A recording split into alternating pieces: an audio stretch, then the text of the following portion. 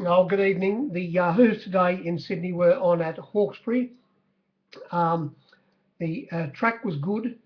The rail was 3 metres from the 1200 to the 800, then 5 from the 800 to the winning post. There was a bit of a northeasterly, norwesterly swirling wind, which didn't have any effect. With the rail out, there was nothing wrong with the fence. By the same token, there was nothing wrong with the outside. A bit of pace on, and I think there might have been 2 runners who came from last. At least one came from stone last and won. So you were able to come from behind with a bit of pace on and run on down the outside, even though it was a narrow track in the straight. The first race on the screen, it said 107.6. We had positive figures, 105%. And this was a result for the captains, even though the Avery won it. It was very hard to lay night moves. We put it up $1.80, and it was $2.25, begging at the finish. Odds on 4 to 5 to 5 to 4, and the pros at one stage they how muched the captains early in the piece with Handle with Care, the second pick. Put up $3.30, got to $3.40 into $3.10, hard to get. And as I say, they took the $3.30 and $3.20, $3.30 for whatever you wanted, but it got back out to start $3.70.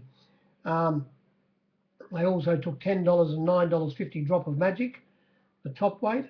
They also took the $7.50 Transcending, which only started about $6 hard to get, and there was a bit of money for Flying Ash at about $17. The bottom 3 didn't have a price. And the favourite, as I say, was easy in the market. Went to the lead, which was the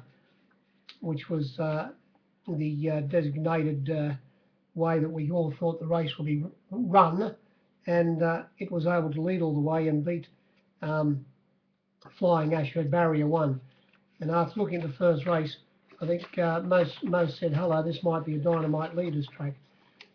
Second race, this could have been another result for the captains as well. It started short price favourite last start, having its first start in the race, this winner, Waikiki Gold, at Wyong, and it went fairly ordinary there. And today we put it up $6 and it got out to 8. One stage 8 was taken into 750, but got back out to 8, and unfortunately, after copying a bit of a check at the start and sitting outside the lead, it did win the race. Only narrowly, but it bled, unfortunately, and it's going to now be out for 3 months or so. It was a result for the captains. Number 2 was extremely well backed in this race, resuming from a spell. Retort Courtiers was 15 to 2, $8.50 into $5, extremely well backed. The pros had 3 plates off it. Also back was Pop Street early in the piece. They took 11. It was a good run. It came from well back in the field, right down the outside into 4th hole. There's a bit of money around for Exaltation. They took $9 and $10 early, but it got back out to start 10. A little bit of money for Hondo at $41, they bet. And only started 26. And the next runner, now, unfortunately, we only gave 93% in the marketplace here. On the screen, 104.6. And getting to this next runner, Kim Dynasty, we put it up the $4 favourite. 3 to 1 the field, 3 to 1 the field, but it started 15 to 2. It was $4 to $8.50. Didn't have a price. Got a good run, sat in the 4th, 1 out, 1 back, and it ran third. Margins were 0.1 by 0.6 of a length. The price drift didn't affect its performance, although it never won, but still ran third, as I say. There was a little bit of money for Patamata, whatever you say, at 30 out to 50 back into 40.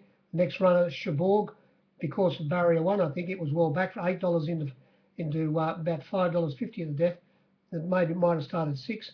The next runner was back, Burner.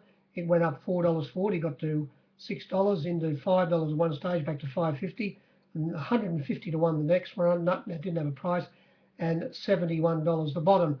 Skinny figures, and but I suppose Well, if you bet the go, if you laid the $8 when it went off the winner, you could have easily lost on it because the opening favourite, as I say, was extremely hard to lay.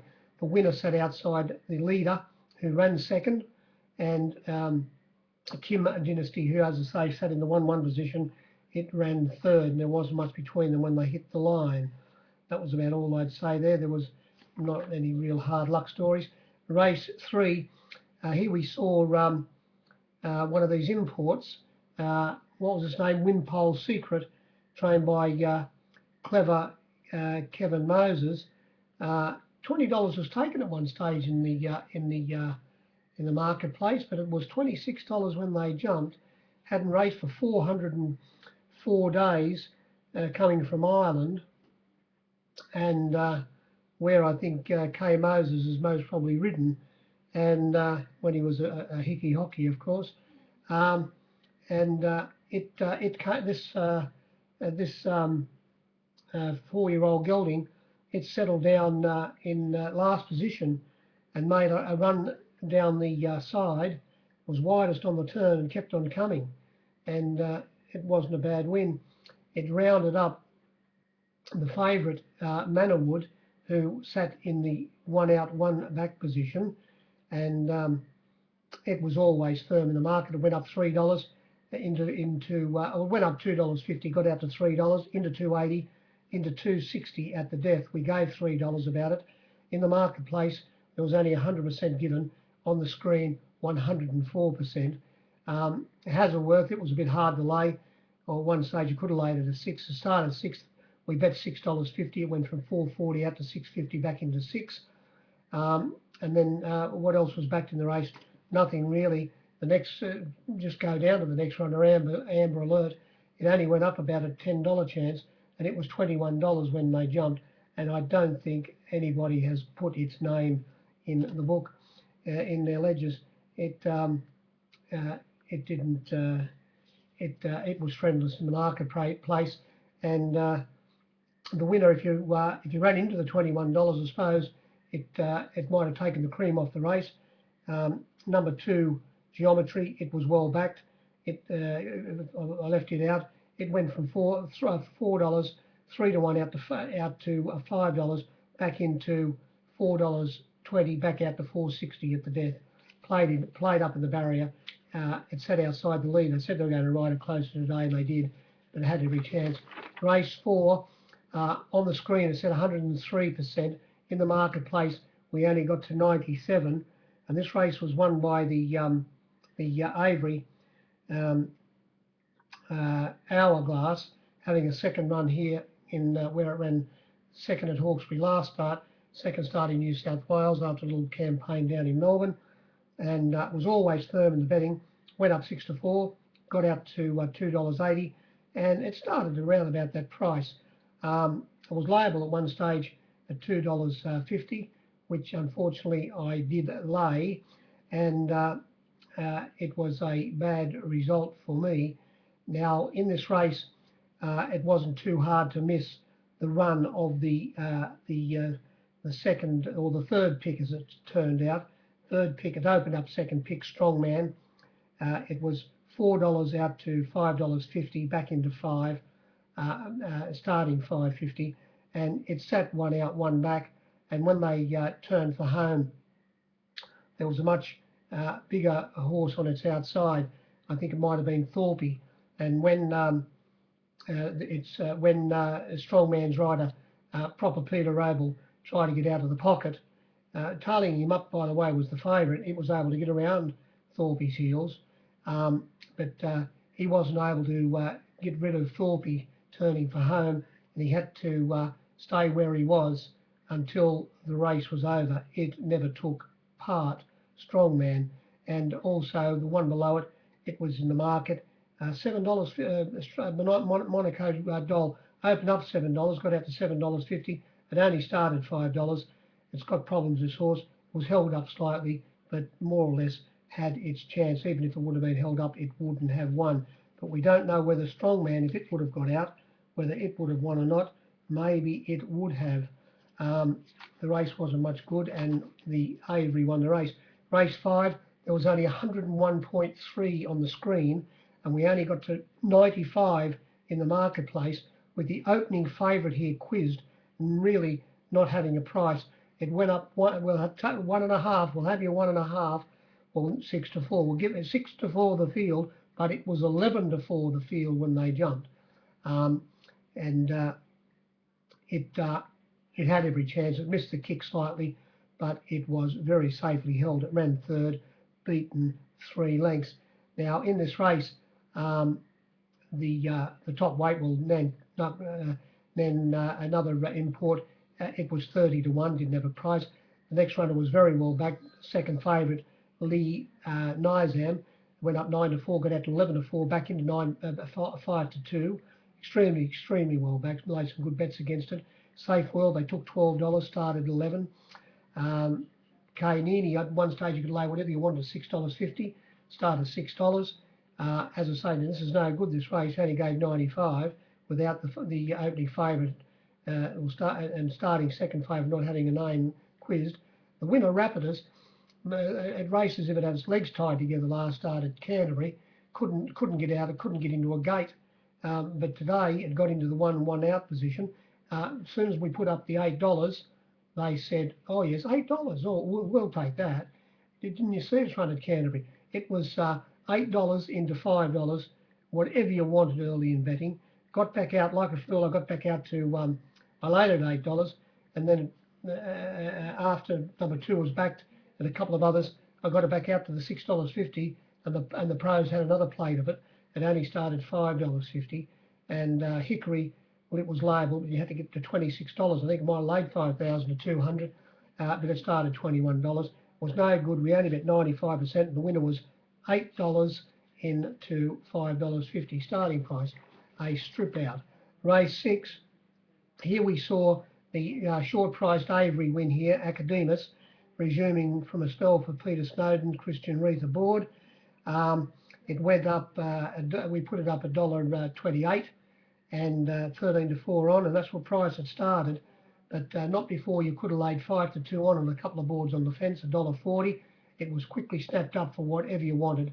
And the $1.30, the 3-1 on, was also laid on, starting, as I say, $1.28 its opening price. It sat fourth on the fence, looking at a stablemate, Lyric, who went straight to the lead and set a nice solid pace up front without going real hard. And when they turned for home, this favourite was able to ease off the fence and round the stablemate up and beat it by 1.8 lengths. The third favourite in the race, well, the second favourite in the race was Spurs and Sashes. It's going for a spell after today's run. It was very disappointing. It sat in about 6th position, and when Father Schofield said, "Come on, we've got to get going," just before the turn, it couldn't go, and it was fairly disappointing. And as I say, is going for a spell. In the on the screen here, it said we gave 108.3, but in the marketplace there was only a neat 100%. Race 7 on the screen here, it said 108.5, 108.5 to make you laugh, and we had positive figures. About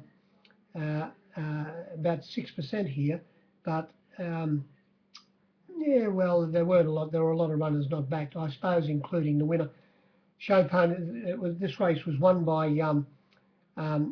Eladir, number 4, and as I say, what I was saying earlier on, like the import who settled down last, this runner settled down last as well, Eladir, and it was eased off heels, turning for home, well back, is still in a very real position, and came wide down the straight and won by half a length on the line, beating the horse that led on the fence, which was Go Digger, and by a half a length. Running third was Elusive Diva, who was behind them on the fence and got a rails run, having every possible chance. And the favourite in this race ran fourth, beaten 1.6 lengths, Star of Helicon. And as the announcer said, and after viewing the tape, it was a freak that brilliant Brendan Abdallah stayed aboard, when the gates opened, it went down on its, I suppose. It went straight down on its nose, and how he was able to stay on board was a good bit of horsemanship. When he pulled it back up, it was a clear length last, and then he got into midfield, and from there it had its chance. But I suppose with all that taking place at the start, it was it most probably was the difference between winning and losing. It would have been in a very cosy spot if that doesn't happen, and most probably would have got away with the race. By the same token, the winner did come from well behind it, but he might have used, once he did miss the kick, he might have used just enough petrol to get it into midfield, but didn't find the line as strongly as he would have liked. What else do you say about the race? That's about it. The favourite was very the top weight Show Pony Express was 7-2 to 9-2, 460 out to 550 back into 5. I was 550 when they jumped, couldn't load. Excuse me. The best back runner by far was number 2 Shen Long, resuming from a spell. We put it up $13, 12 to 1, got it to $17, 16s. It only started $8.50. They had 3 large plates to pros, and they said it was held up. I had every possible chance. The horse yard watchers said it looked a bit big. Star of Helicon, well, it was very hard to lay. I was cheering for it. Went up $2.50, 6 to 4, and got to $3.30 at the death, and it was extremely hard to lay. The only other runner that was, well, there were only 2 other runners were back from the race, and they were De Nederland, who was $10 into $7, and the $7 was a little bit hard to get at the finish. And they also took $12 Go Digger, the horse that led and ran second, all taken by the pros. And the winner, as I say, went from, I did lay it at $8 early for something. It went from $8 out to $10, and then we came to the last. And you think this wasn't an absolute carve up? This was a massacre here. Triumphant, I'm talking about. It started clear second favourite. We put them up this way. We'll have your 10 to 9 Rosewall. When they jumped, it was $2.30 begging. Now going back to what we bet on the screen, it said 104.9. We only got to 95 in the marketplace. And as I say, we said we'll have your 10 for 9. There wasn't anyone who's had $1.90 on. It was $2.30 begging at the finish. I laid it for something. It missed the kick slightly, copped a bit of a prat. It was wide on the turn, but it had its chance. A little bit of money for Akmal at $17, but only a little bit.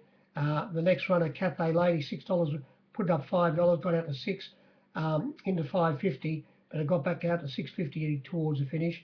Bit hard to lay after that. Hamburg didn't have a name, although I got something out of it. It was $10 out to 17. Now we get to the winner, Triumphant. We put it up $8. Next thing you know, I got to $9 on a few boards. How much the 9? How much the 8? The 8.50. Then the 8. Then the 7.50. Then the $7. Then the 6.50. Then the $6. Oh, all right. How much you wanted at 5.50? And they had the audacity. They took the $5 towards the end of betting. Started 7 to 2. It was 8 to 7 to 2. It sat midfield. Well, it didn't sit midfield. It sat in 5th position. Jenny Duggan, 3 kilo girl. The favourite was on its back. She didn't go near the fence.